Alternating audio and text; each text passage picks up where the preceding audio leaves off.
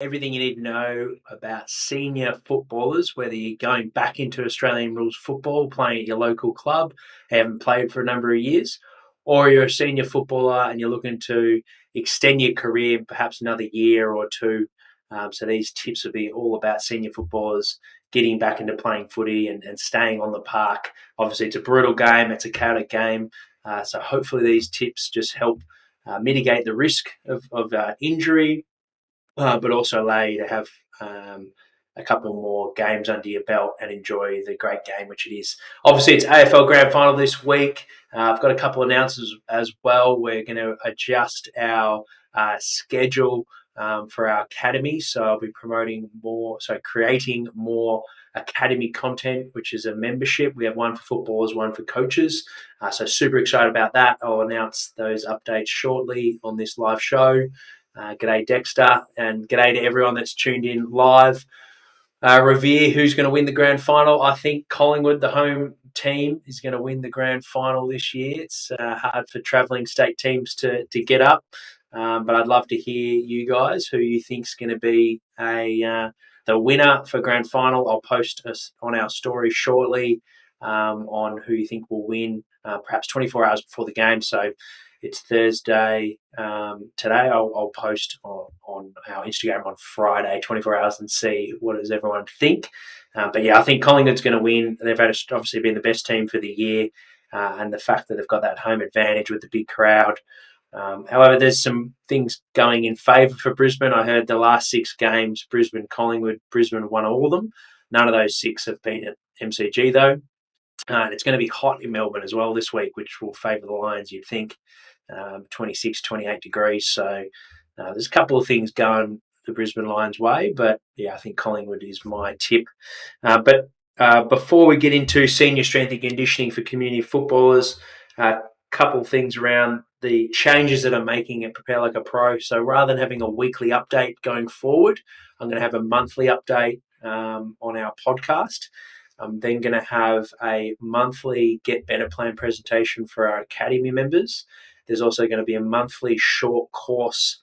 Exciting. Ben Parker, the Gold Coast dietitian, is going to be our first short course expert all around for footballers, how nutrition can help you prepare for your football and fuel your training over the off season. So if you're not a member yet, it's only $20 a month to get access to all our courses and all our content. And I'm just going to be creating a lot more for that Academy membership. So if you already are a member, stay tuned. I'll email you more information around that presentation by Ben in October. But that will be starting as of next week, so you'll see some changes in terms of our content. And for those Academy members, you'll see also a monthly update on our exercise library. So I'll be constantly putting in new content in there when it comes to drilling, plyometrics, how to improve your fend off, your contest game, conditioning, everything to do with Australian rules football. Every month I'll be putting in new content for our members in there. So super exciting, really looking forward to basically launching a new content schedule for 2024. We've also got a super exciting announcement to make for November as well, so stay tuned, Academy members. But we'll get into this week's topic. Also stick around. I'm going to provide a free workout at the end. Our recent poll findings for what is the most effective way for recovery for fatigued athletes, fatigued footballers. Is it passive recovery, active recovery? The options were ice bath, foam roll, dynamic stretching, and sauna and spa.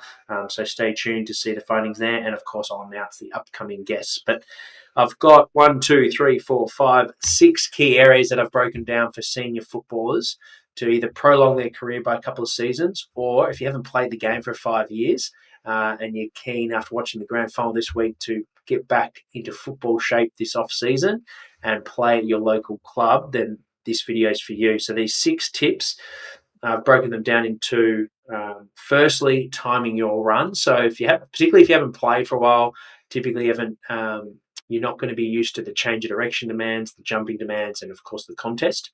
I would time your run on those big 3 and just get used to first the running loads, getting in and timing your run in terms of your exposure to the sport. So we're in end of September now, I wouldn't be worried too much about training for football specifically at this time of year, but I would be making sure you've got a specific running program, like our online program, so you can check that out. We've got a free trial, and start building some resilience and robustness in the gym. I'm not doing bodybuilding, powerlifting training, but doing some more different planes of motion, some moving your body through different ranges of motion, single leg, single arm exercises. So a real team, field-based, gym program would be a great place to start. But from what I mean by time you run, simply want us to get closer and closer to training like a footballer in the new year. For the rest of this year, I'd just be focusing on getting your body used to running again and lifting like a footballer. That would be the start. From there, tip number 2 is making sure you're as lean as possible. So your body fat is so if you're carrying a bit of extra weight, obviously that's extra load on your joints, which is not going to help anyone, but particularly when you're older. So if you can drop a little bit of body fat over this block pre-Christmas, but through healthy living, healthy eating, and following a training program, stripping a bit of body fat, increasing a little bit of lean muscle mass around our trunk and our legs, that's going to help reduce the likelihood of injuries, particularly soft tissue injuries, things like your calf, groins, quads, even hamstrings. So by reducing that excess body fat and increasing some functional lean muscle mass, that's going to put you in good stead and a good area of focus on now. And then from there, something that will pay dividends throughout the whole preparation to getting back to playing footy or prolonging your career will just be general health. So looking after your sleep routine, looking after your nutrition, eating plenty of colourful foods and getting as many different ingredients as you can, so you're well nourished. Your food is as high quality if you can from farmers markets. You're eating seasonally. Making sure that the fuel you're putting into your body, like that Ben will be presenting on with our Academy members in October, is of high quality. So it's allowing your body to not be further inflamed through bad eating, but also you're going to have a good amount of energy. It's going to help your body adapt to the new stresses if you haven't played the game for a while. You want to reduce any further risk, and you want to try and enhance your body's ability to adapt to that load through good lifestyle. So sleep, nutrition, get those 2 key areas in check.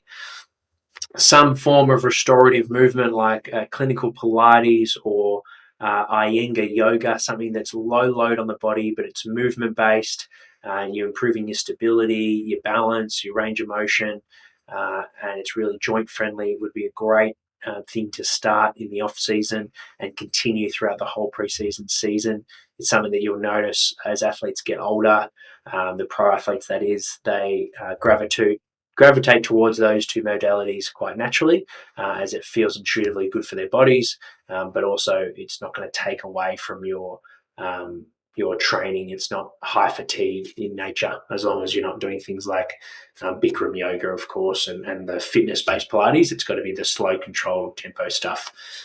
So making sure you've got a good routine down pat there. Last 2 tips: have an individual strength program that's building and focused on resilience. So if you've got an injury history, let's say Achilles tendinopathy, patella tendinopathy, a bad back, anything where you've had these previous injuries, you want to make sure that you're doing some work throughout the week to build those areas up, as they're your weakest links. So if you're not putting in quality work around those areas, you're putting yourself at risk, especially those areas that have had injury, we know, are at higher risk for further injury, recurrence injury. So if you've had a few hamstring injuries in the past, making sure you're sprinting regularly, making sure you're building good eccentric strength through your gym training, and you're putting dedicated work into that program. If you haven't got access to, or don't have the knowledge to be able to put that program together, direct message me. We've got coaches that can customize a program for you to specifically target those injuries or past injuries that you've had, to maximize your off-season, pre-season, and limit the risk of injury, but also allow you to feel good in the process as well. So hit me up on those areas. And then throughout the whole process of the off-season, pre-season, The one thing that you have on your side is maturity. So make sure you listen to that body, listen to your body, and that intuition as well. So when your body's starting to tell you you're on the edge, that might be where you put in a little bit more work and energy on your recovery. It might be where you substitute. You might finish a run a little bit earlier because you can feel your calf tighten up. You might, instead of going for that run, you might do a bike session instead because your feet are sore or your plantar fascia is sore, whatever it is. Listen to your body wherever those niggly spots are. Don't just push through them.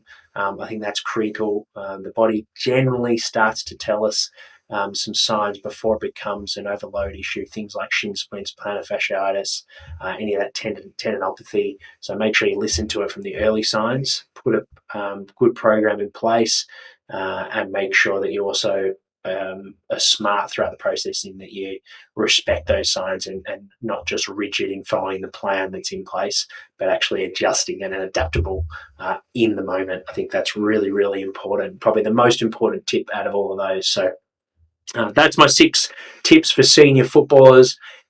If you have any follow-up questions and you're watching this either on YouTube or you're listening to on the podcast, please email me at jack@propellerpro.com. Or perhaps if it's your father that is wanting to get back into training, and your son is listening to this, just direct message us on Instagram by searching for Prepare Like a Pro on Instagram. Podcast for this week, we've got James Tatum's, which is that Buddhism philosophy and how he integrates that into his work with the Australian Institute of Sport Athletes. That will be released on Wednesday. James Hanish, we've got 2 live episodes this week. So first, James Hanish at 3 p.m. Australian Standard Time, 3 o'clock, and Eon Everard at 4:30 p.m. And then our bite-sized episode this week will be with Brendan Eagleston, who is the head physiotherapist at the North Melbourne Football Club. If you enjoy that 10-minute bite-sized episode, search for his name, Brendan Eagleston, in our podcast, Spotify, iTunes, wherever you listen to it, for the full interview. I hosted that last year when he was working with me at the Melbourne Football Club. Recent findings for our what is your favourite passive or active recovery modality for fatigued athletes? So I posted this on our LinkedIn and Twitter for high performance and strength and conditioning staff. Really interesting findings. So ice bath for LinkedIn was the highest rated, 49%. On Twitter, that was only 30%. Foam rolling was the lowest for both LinkedIn and Twitter, 10% on LinkedIn, no votes on Twitter. Dynamic stretching was 25% on LinkedIn, and the highest for Twitter voters at 40%. And a sauna spa was 16% on LinkedIn and 30% on Twitter. So really interesting findings there. I'm going to slightly adjust how we're doing that. I've been doing a weekly poll. That's now going to continue, but I'll update on our monthly update podcast the last 3 polls that we've hosted on those weekly updates. So stay tuned to continue to contribute to those. If you're strength and conditioning staff, follow us on LinkedIn as well as Twitter to contribute. It's not only the data that's really interesting, but also the comments. People really elaborate in there, and it's highly appreciated. So thank you for everyone that contributed to that, to our polls. Workout for this week is a brutal one. It's a very famous one in the Australian football circle. 100 meters. You can do it in 3 different ways. Every rep needs to be under 20 seconds, and you go on the minute. That would be the elite model, where you're doing a lot of high-speed running. The next one down, every 45 seconds, or more of an aerobic one. So you might run like 20, 25-second reps and have a 20-second rest period. And then the third one would be running at any pace every 60 seconds you go. So give that workout a go. If you're well conditioned, this is not for the senior footballers. Definitely don't do that workout. But for your younger, well-conditioned athletes that want a challenge, give it a go. I've done it before. It's a common one to do on Christmas Day as well in the Australian Rules Football Circle. But send us a photo when you do it as a selfie, and let me know which option you did. Was it A, B, or C?